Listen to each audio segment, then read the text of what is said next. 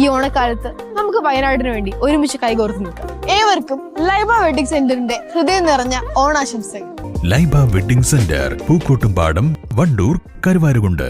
വണ്ടൂരിനെ പൊന്നണിയിച്ച് 2 വർഷങ്ങൾ പിന്നിടുമ്പോൾ ഹയ ഗോൾഡൻ ഡയമണ്ട്സ് വാർഷികം പ്രമാണിച്ചൊരുക്കുന്നു വമ്പൻ ആനുകൂല്യങ്ങൾ.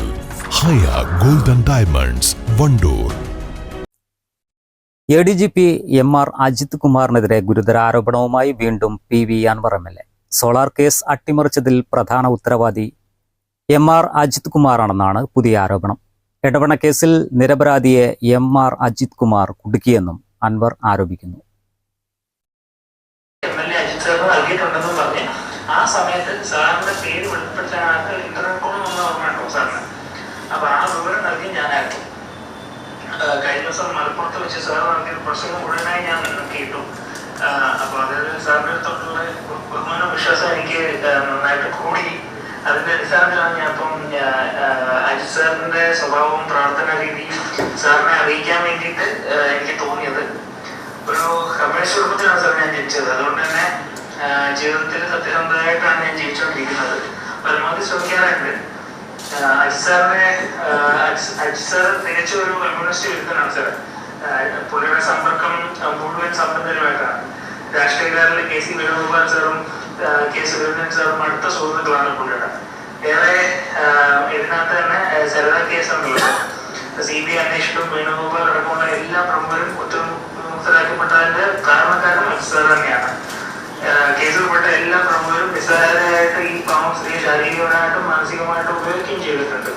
അതിൽ ചില മാന്യന്മാരും മറ്റുള്ളവരിൽ നിന്ന് ആ സ്ത്രീ കൈപ്പറ്റിയ പണം മുഴുവൻ കവറുകയും ചെയ്തു സാർ. അപ്പോൾ വർഷങ്ങളോളം അവർ ജയിലിൽ തന്നെ കിടന്നു. ജാമ്യം കിട്ടി പുറത്തു വന്നപ്പോൾ കേരള പോലീസിൽ നിന്ന് നീതി ലഭിക്കില്ല എന്ന് അവർക്ക് ബോധ്യമാവുകയും ചെയ്തു. പിന്നീടാണ് CBI കേസ് എടുത്തത്. അപ്പോ ഈ സരിതയുമായിട്ട് ഈ കാലഘട്ടത്തിനിടയ്ക്ക് അജിത് സാർ നല്ല സൗഹൃദം ഉണ്ടായിരുന്നു സാർ.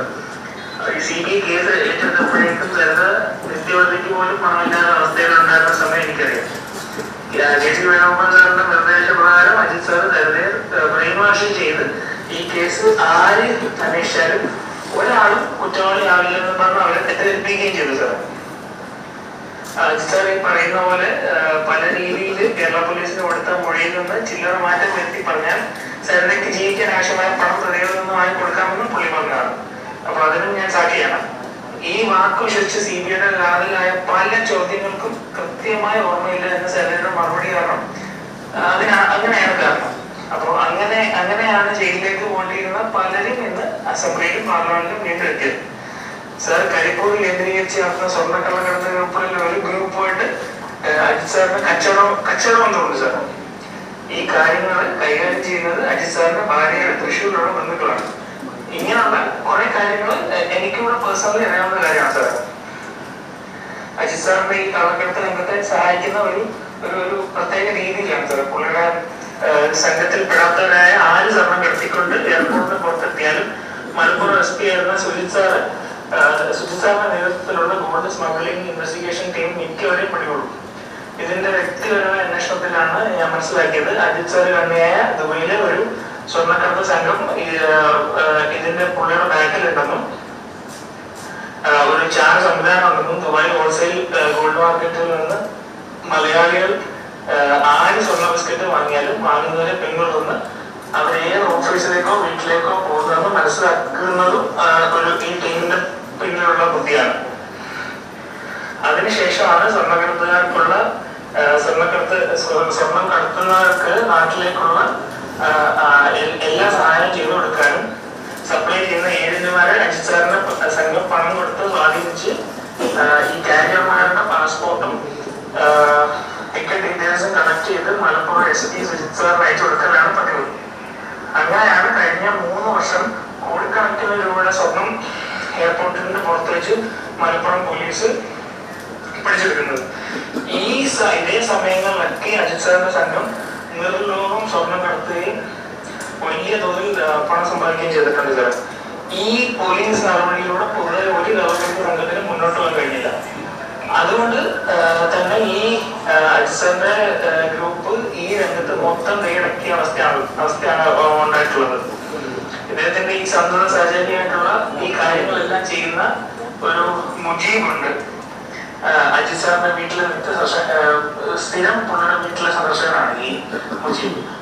അജിത് സാറിന്റെ ഡിപ്പാർട്ട്മെന്റിൽ ഈ കാര്യങ്ങൾ മുഴുവൻ കൈകാര്യം ചെയ്യുന്ന ഈ മുജീബ് അജിത് സാറിന്റെ പുള്ളിയുടെ ഏറ്റവും അടുത്ത കൂട്ടുകാരനാണ്. ഞാൻ സ്ഥിരം പുള്ളിയെ കാണാറുണ്ട്.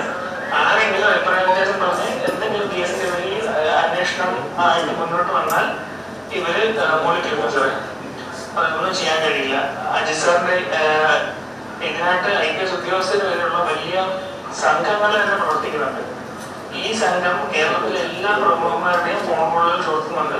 ഇതിൽ ബഹുമാനപ്പെട്ട മുഖ്യമന്ത്രി അദ്ദേഹത്തിന്റെ ഓഫീസും ഇതിനകത്ത് ഉൾപ്പെടുന്നുണ്ട് സാർ എന്നാണ് ഞാൻ എന്റെ സ്വകാര്യമായ അന്വേഷണത്തിൽ ഞാൻ മനസ്സിലാക്കിയിട്ടുള്ളത്. സാർ വടകര പാർലമെന്റ് തെരഞ്ഞെടുപ്പ് സമയത്ത് കാർബൺ വോട്ടിങ്ങിന് തൊട്ട് മുമ്പ് അതിന്റെ തലേ ദിവസം അന്വേഷണ പുരോഗതി പറഞ്ഞ് വിടാനുള്ള അജിത് സാറിന്റെ ഈ ശ്രമം ഉണ്ടായിരുന്നല്ലോ. സൈബർ സെല്ലിലെ ഉദ്യോഗസ്ഥരുടെ നിലപാട് മൂലമാണ് അന്വേഷണം ഇതുവരെ കംപ്ലീറ്റ് ആകാതിരുന്നത്. അതിൽ തന്നെ ഈ സർക്കാരിന്റെയും പാർട്ടിയെയും തകർക്കാൻ സത്യം പറഞ്ഞാൽ ചെന്നായയുടെ ഒരു രീതിയാണ് പുള്ളിയുടെ ഒരു സ്റ്റൈല്. പുള്ളി അന്വേഷണം ചെയ്യുന്നത് പോലീസ് സേനയിലെ ഒരു വലിയ വിഭാഗം സേന അങ്ങനെ കണ്ണീർ ഒളിപ്പിക്കുന്ന പോലെ ആയിപ്പോയിട്ട് പുള്ളിക്ക് അതിന് ദൈവം അറിഞ്ഞ് നൽകിയ ഒരു അസുഖമാണ്. പുള്ളിക്ക് സോറിയാസിസ് രോഗം വന്നു. ശരീരത്തിൽ മാത്രമല്ല പുള്ളിയുടെ ഹൃദയത്തിലും സോറിയാസിന്റെ ഒരു അംശമുണ്ട് സാറേ. അതുകൊണ്ട് പോലീസിന്റെ ഐഡന്റിറ്റിയാണ് കാക്കി യൂണിഫോം പോലും പുള്ളിക്ക് ധരിക്കാൻ പറ്റാത്ത ഒരു സാഹചര്യമാണ് ഇപ്പോൾ ഉള്ളത്. എന്റെ ശബ്ദം ഇത്രയാണ് ആക്ച്വലി എനിക്ക് പറയാനുള്ളത്. എന്റെ ശബ്ദം എന്റെ ഐഡന്റിറ്റി വെളിപ്പെടുത്താതിരിക്കാൻ വേണ്ടിയിട്ട് ഞാൻ സോഫ്റ്റ്വെയറിന്റെ സഹായത്തോടെ മാറ്റിയിട്ടുണ്ട്. അപ്പോൾ സാർ അത് എന്റെ അടുത്ത് ക്ഷമിക്കണം. എനിക്ക് സത്യം പുറത്ത് പറയാതെ ഒരു സമാധാനമില്ല. അതിന്റെ പുറത്താണ് ഈ പറയുന്നത്. നന്ദിയുണ്ട് sir. Okay, by.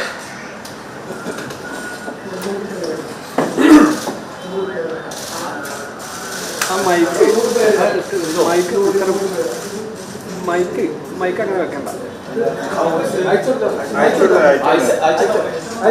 Ramesh mic നൂർത്തി വെച്ചാൽ മതി. അതാ എക്കോ അടിക്കണം.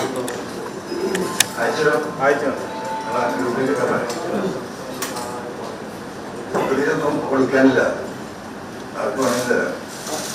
അപ്പോ ഇതൊക്കെയാണ് സ്ഥിതിഗതികൾ. എന്നെ സംബന്ധിച്ച് ഞാൻ ഇന്നത്തോട് കൂടിയിട്ട് ഈ ഒന്നാം ഘട്ട